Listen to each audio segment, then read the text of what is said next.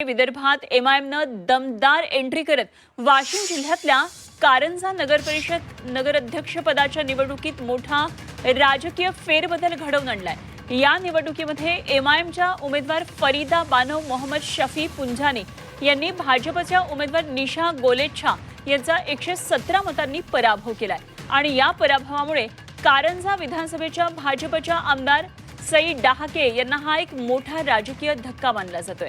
कारंजा नगर परिषदेत एमआयएमनं स्पष्ट बहुमत मिळवत सत्ता स्थापन करण्याचा मार्ग या ठिकाणी मोकळा केलाय।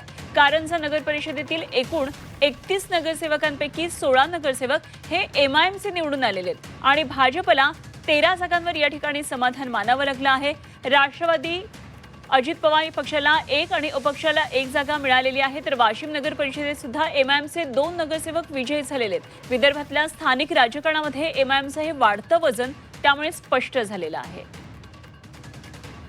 आमचे प्रतिनिधी गणेश मोहोळ या संपूर्ण घडामोडीवर लक्ष ठेवून होते। जाणून घेऊया गणेशकडून आणखी तपशील। गणेश, एमआयएमचं एक प्रकारे वर्चस्व या भागामध्ये आता प्रस्थापित होऊ लागलं असल्याचं या निवडणुकीच्या निकालामधून पुढे येते, काय नेमके तपशील आहेत? निश्चितच वाशिम जिल्ह्यातील कारंजा नगर परिषद ही 2 नंबरची कारंजा नगर परिषद समजली जाते।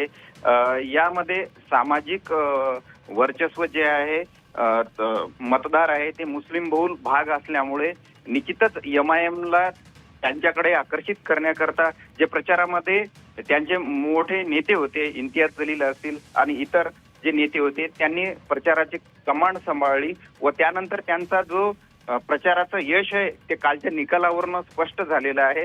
आणि यामध्ये नगराध्यक्ष पदाच्या ज्या फरीदा बानो आहे त्या भाजपाच्या ज्या उमेदवार आहेत निशा गोलेच्छा यांचा 117 मतांनी पराभव करून त्या नगराध्यक्ष पदी विराजमान झालेले आहेत। त्यासह एमआयएमने जोरदार मुसंडी मारत 16 नगरसेवक निवडून आणलेले आहेत आणि एमआयएमचं तिथं सत्ता एक हाती स्थापन होणार आहे।